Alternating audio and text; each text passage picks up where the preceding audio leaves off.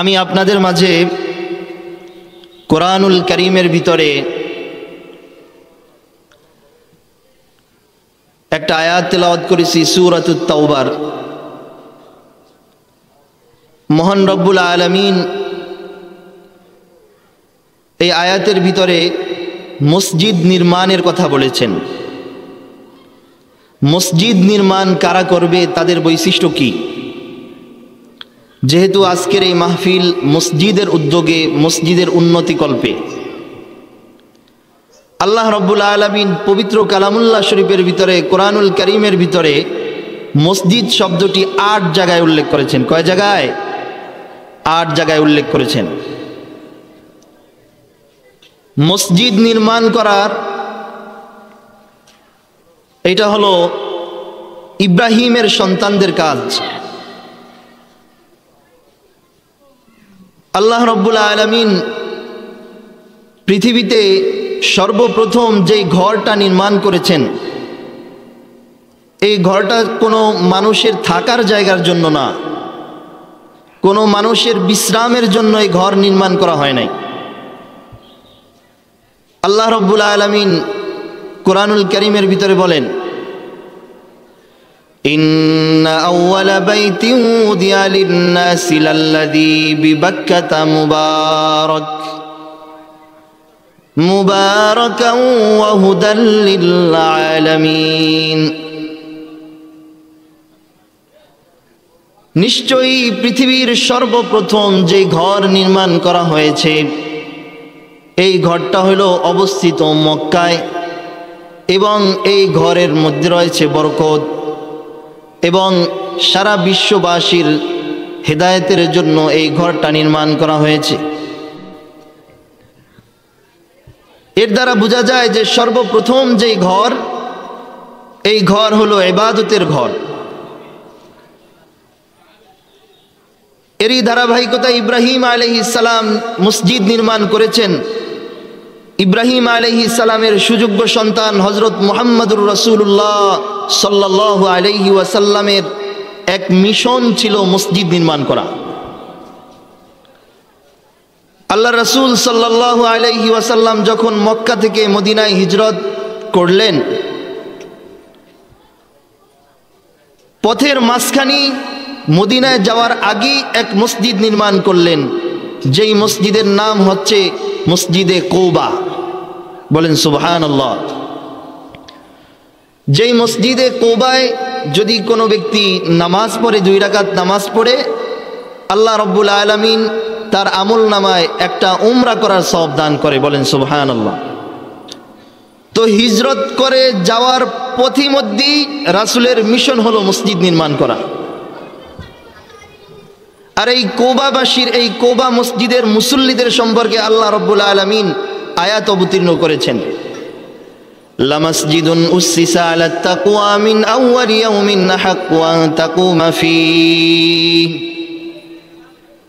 এই মসজিদ নির্মাণ হয়েছে, এই মসজিদের ভিত্তি হচ্ছে তাকওয়া, খোদা ভীতির উপরে, আল্লাহর ভয় নিয়ে তারা এই মসজিদ নির্মাণ করেছেন। রাসূল করিম সাল্লাল্লাহু আলাইহি ওয়াসাল্লাম মক্কা থেকে মদিনায় হিজরত করে যাওয়ার পরে মসজিদে নববী নির্মাণ করেছেন। এর দ্বারা বোঝা যায় উম্মতে মুহাম্মাদি যেখানে যাবে সেখানে ইবাদতের ঘর, মসজিদ নির্মাণ করবেন।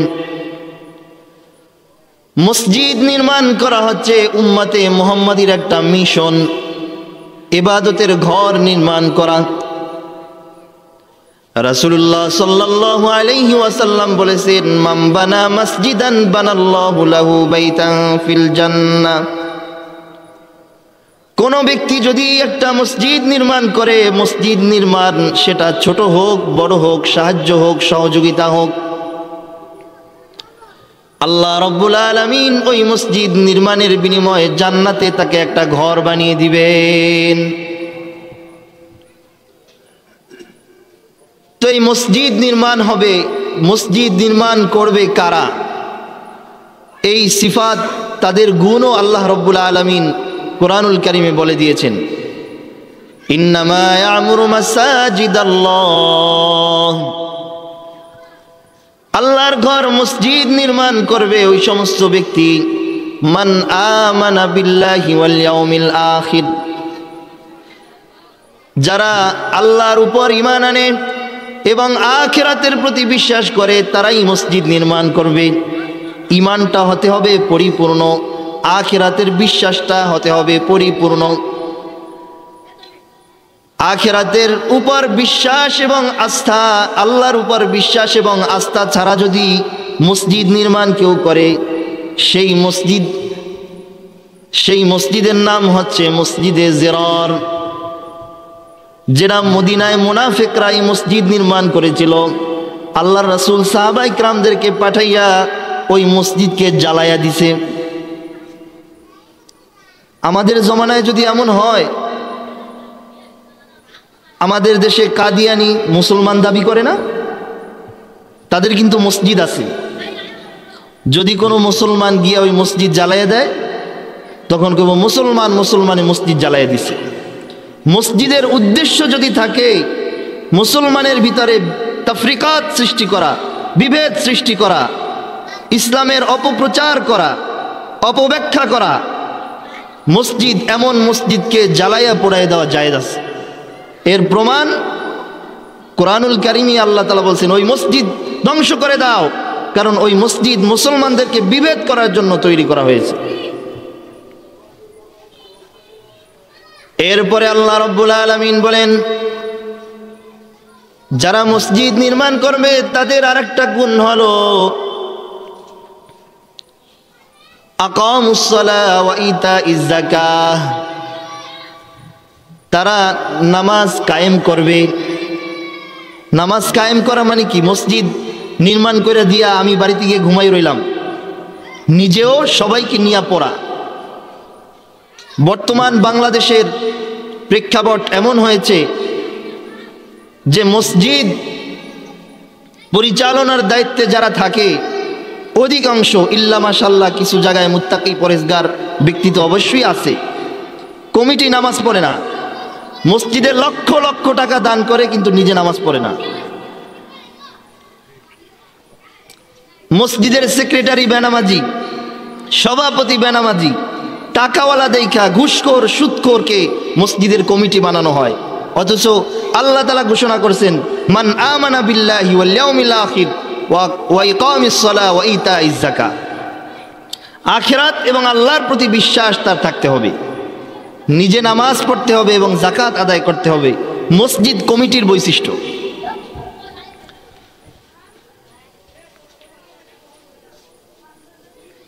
মসজিদ নির্মাণ করলে যে জান্নাত পাওয়া যায় এর জ্বলন্ত এক প্রমাণ দৃষ্টান্ত স্থাপন করেছেন বাদশাহ হারুন আর রশিদ রহমতুল্লাহি আলাইহি।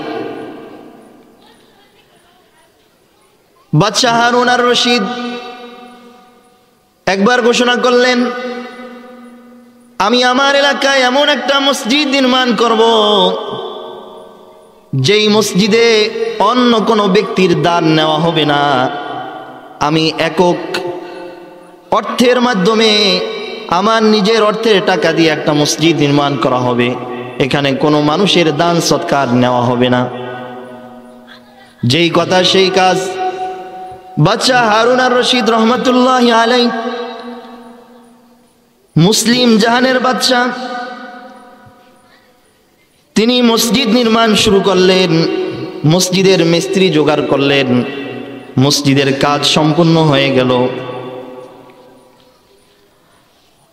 বাদশাহ হারুন যখন মসজিদ নির্মাণ করা শেষ হয়ে গেল, মসজিদে নামাজ শুরু হয়ে গেল। এশার নামাজ মসজিদে আদায় করার পরে বাড়িতে গিয়ে একদিন ঘুমাইলেন। ঘুমের ভিতরে দুইজন ফেরেশতা তার সামনে এসে উপস্থিত হয়ে গেল।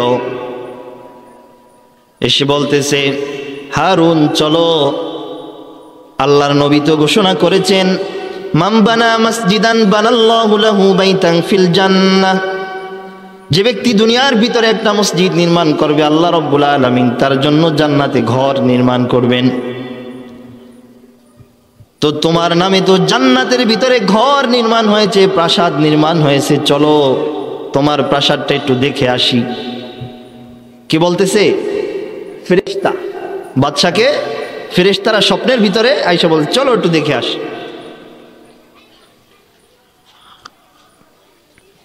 বাদশা হারুন আর রশিদকে নিয়ে ফেরেশতারা জান্নাতের ভিতরে প্রবেশ করলেন।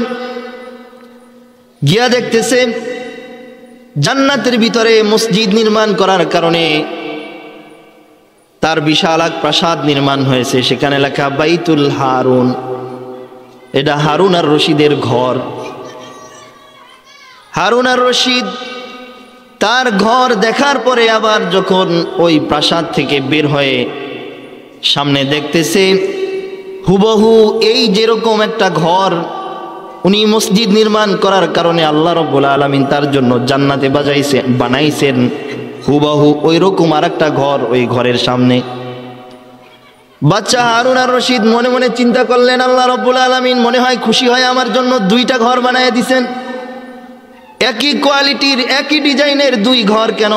ফেরেশতাদেরকে বলতেছে চলো ওই ঘরটাও তো আমার, একটু ঘুরে দেখে আসি।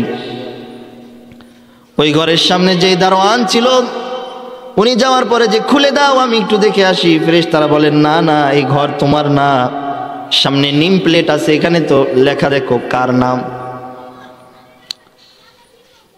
তো লেখা দেখতেছেন সেই নেম প্লেটের ভিতরে লেখা বাইতু আহমদ বিন মুসা, যেটা হলো আহমদ বিন মুসার ঘর। বাচ্চা হারুন আর রশিদ মনে মনে চিন্তা করলেন যে ঘর বানাইলাম আমি, আমার একক সম্পত্তির মাধ্যমে মসজিদ নির্মাণ হয়েছে, কিন্তু এইখানে কে আবার আমার মসজিদে শরিক হলো, কার অর্থায়নে আমার মসজিদ, কার অর্থ আমার মসজিদে লাগলো, যার কারণে তার ঘর নির্মাণ হয়েছে। বাচ্চা হারুন আর রশিদ রহমাতুল্লাহি আলাইহির ঘুম ভেঙে গেল। পরের দিন সকালে তিনি ওই মসজিদের নির্মাণ শ্রমিক যারা আছে, রাজমিস্ত্রি যারা আছে সকলকে ডাকছে। ডাকার পরে বলতেছে আমি তো ঘোষণা করেছিলাম আমার এই মসজিদে অপর কোনো ব্যক্তির অর্থ নেওয়া হবে না, টাকা পয়সা নেওয়া হবে না, আমার একার খরচে এই মসজিদ নির্মাণ হবে, আমার এই মসজিদে কারো দান কি তোমরা নিয়েছো নাকি?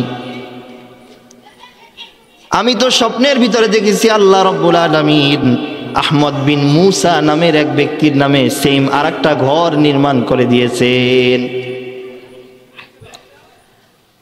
রাজমিস্ত্রি যারা ছিল তাদের মধ্য থেকে একজন বলে উঠলো আমাদের সাথে একজন রাজযোগালী ছিল, তার নাম হচ্ছে আহমদ বিন মুসা, সে তো আমাদের সাথে কিছুদিন কাজ করেছেন।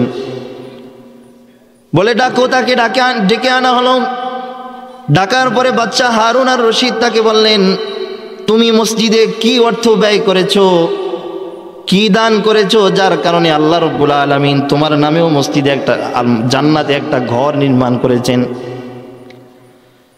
রাজযোগালী আহমদ বিন মুসা বললেন বাদশা নামদার, বেয়াদবি মাফ করবেন, আপনি যখন এই ঘোষণা করেছেন, আমরা যখন এই মসজিদের দেয়াল নির্মাণ করতেছি অলৌকিক আল্লাহর রহমতের এমন কিছু আশ্চর্য বিষয় দেখেছি, যার কারণে আমি উদ্বুদ্ধ হয়ে আমি চাইতেছিলাম এই মসজিদে আমি একটু শরিক হই।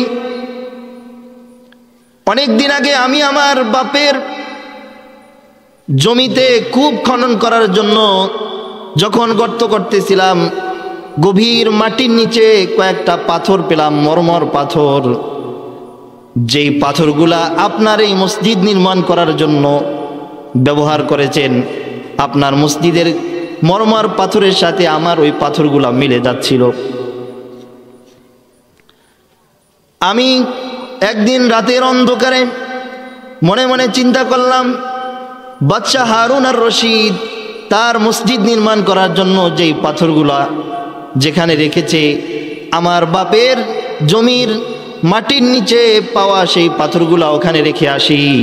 যদি দিনের বেলায় পাথরগুলা দিতে যাই আর মানুষ আমাকে বলবে না না তোমার এই পাথর নেওয়া যাবে না, কারণ বাদশার নিষেধ আছে, এখানে কারো দান সদকা নেওয়া যাবে না, তার একক মালিকানায় একক দানেই মসজিদ নির্মাণ করা হবে। গভীর রজনীতে আহমদ বিন মুসা এই পাথরগুলো ওখানে রেখে আসলেন। আল্লাহ রাব্বুল আলামিনের কাছে দোয়া করলেন, আল্লাহ আপনার নবীতে ঘোষণা করেছেন যে ব্যক্তি দুনিয়ার ভিতরে মসজিদ নির্মাণ করবে তার জন্য জান্নাতে একটা ঘর নির্মাণ করা হবে। বাদশা বললেন, আহমদ বিন মুসা তুমি কত ভাগ্যবান, সামান্য 3-4টা মরমর পাথর দিয়া তুমি জান্নাতে ঘর নির্মাণ করে ফেলেছো। স্বপ্নের মাধ্যমে আমি তো দেখেছি তোমার নামেও একটি ঘর নির্মাণ করা হয়েছে। রব্বুল আলামিন তোমার এই দানকে কবুল করে নিয়েছেন। তো মসজিদকে নির্মাণ করার উদ্দেশ্যে সেই দানটা ছোট হোক অথবা বড় হোক, সেটা যদি আল্লাহর দরবারে কবুল হয়ে যায় তো আপনার নামেও একটা ঘর, মসজিদ, একটা জান্নাতে একটা ঘর নির্মাণ হবে। আজকে যেহেতু মসজিদের উন্নতি কল্পে মাহফিল, আমরা আমাদের সাধ্য মতো মসজিদকে সহযোগিতা করব। আল্লাহ রাব্বুল আলামিন যাতে আমাদেরকে সেই তৌফিক দান করেন। এখানে দেশ বরেণ্য ওলামায়ে কেরাম আসবেন, তাদের থেকে আমরা নসিহাত শুনব। বাহিরে যদি বাজারে এখন খোঁজ নেওয়া হয়, লোক পাঠানো হয় যে এইখানে কতজন লোক আছে আর বাজারে কত লোক আছে,